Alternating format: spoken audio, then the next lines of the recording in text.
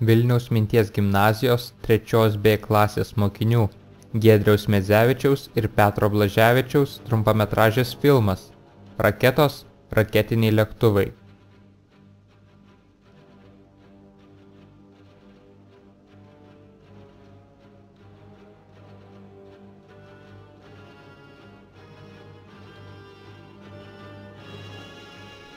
Raketa – tai yra skriejimo aparatas varomas reaktyvinės jėgos, kuri atsiranda varikliui išmetant darbinį kūną, pavyzdžiui dujas. Reaktyvinę trauką sukuria vienas arba keli raketiniai varikliai. Jų darbui nėra reikalinga terpė, pavyzdžiui atmosfera, todėl raketa gali skrieti ir vakuume. Raketos pagrindinės dalys yra varikliai, valdymo aparatūros blokas ir naudingasis krovinys. Pagal dažniausiai naudojamų raketinių variklių tipą būna kietojo ir skystojo kuro raketos. Galingos raketos paprastai yra skystojo kuro. Tokios raketos turi kelias 2-4 variklių pakopas. Pakopos išdėstomos dažniausiai nuosekliai viena ant kitos, rečiau lygiagrečiai. Būna išdėstytų ir mišriai. Paleidžiant nuosekliai sujungtų pakopų raketas, pirmiausia pradeda veikti galinės pakopos varikliai. Jie pakelia raketą nuo žemės ir greitina iki tam tikro greičio.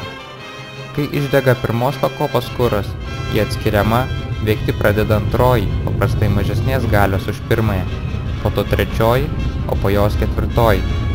Dėl konstrukcijos sudėtingumo daugiau 4 pakopų raketos negaminamos. Lygiagrečių pakopų raketos visi varikliai gali veikti vienu metu. Mišraus pakopų jungimo raketos išdėstomas įvairiai. Pavyzdžiui, pirma ir antra pakopos jungiamos lygiagrečiai, o antra ir trečia nuosekliai. Kelių pakopų raketos greitis yra didesnis už vienos. Valdymo aparatūra reguliuoja kuro tiekimą į variklius, valdo variklių veikimą, pakopų atsiskyrimą, stabilizuoja raketos kampinę padėtį, orientuoja raketą erdvėje, koreguoja trajektoriją. Naudingasis krovinys yra tas krovinys, dėl kurio leidžiama nešančioji raketa, pavyzdžiui, kosminė stotis ar kovinė galvutė. Raketos svarbiausios techninės charakteristikos yra dujų srovės ištekėjimo iš reaktyvinės tūtos greitis ir reaktyvinė trauka. Galingiausių kosminių raketų šis greitis yra nuo 3 iki 4,5 km per sekundę, o variklių trauka apie 10 MN. Raketos korpuso ir variklių masė tesudaro apie 12% kuro masės. Pagal paskirtį skiriamos kosminės, kovos, pirotechninės, tyriamosios, startinės, gelbėjimo ir pašto raketos. Raketa leidžiama iš kosmodromo, raketnešio laivo, lėktuvo, sraigtasparnio ar sausumos transporto priemonės. Pirotechninės parako raketos buvo vartojamos Kinijoje jau prieš mūsų erą. Karo tikslams ugnies strėles 1232 metais kinai panaudojo prieš mongolus, apsiautusius Pekiną. Apie 1280 metus prabas Hasanas Arama sukūrė parako receptą ir tobulesnių raketos gamybos būdų. 1379 metais raketą teoriškai apibūdino Muratoris. 1650 metais iš Lietuvos kilęs artilerijos specialistas Simonavičius veikale Didysis artilerijos menas apibendrino to meto parakines raketas ir paskelbė savo išradimus, tarp jų ir kelių pakopų raketų.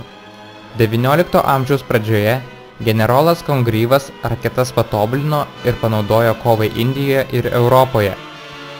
17–XIX amžiuose raketų masė buvo 15 kg, o skriejimo tolis iki 2,7 km. Kosminės raketos projektą 1881 metais sukūrė Kibalčičius. 1903 metais Čiolkovskis paskelbė apie kosminių raketų judėjimo teoriją, kelių pakopų raketų gamybos ir veikimo pagrindus. 20 amžiuje raketų technika buvo sparčiai plečiama. Eno Pelteris, Obertas, Foljeras, Godardas, Kanderis kūrė raketas su cheminiais varikliais. Skystojo kuro raketą 1926 metais sukūrė ir išbandė Godardas. 1942 metais Vokietijoje buvo pradėta serijinė raketinių sviedinių V1 ir V2 gamyba. 1943 metais sukurta pirmoji valdomoji raketa. Tolesnė raketų plėtotė susijusi su kosmonautika. Raketinis lėktuvas arba kitaip raketoplanas yra lėktuvas su raketiniu varikliu. Jis per trumpą laiką įgauna didelį greitį, pakyla ir didumą kelio skrieja aukštutiniuose atmosferos sluoksniuose arba beorėje erdvėje. Kurą, paprastai skystai, sunaudoja greitai, todėl skrenda neilgai. Raketinį lėktuvą gali iškelti ir kitas lėktuvas, nešantysis lėktuvas. Pirmą kartą kare 1941 metais Vokietija pabandė raketinį lėktuvą Me-163 lėktuvams ore susekti ir sunaikinti. Jo greitis siekia apie 800 km/h, o aukščio riba buvo 15 km. Bandymas buvo sėkmingas. Po Antrojo pasaulinio karo raketiniais lėktuvais buvo tiriami garso ir šilumos barjerai. 1968 metais JAV raketinis lėktuvas X-15 pasiekė 8000 km/h greitį ir 108 km aukštį.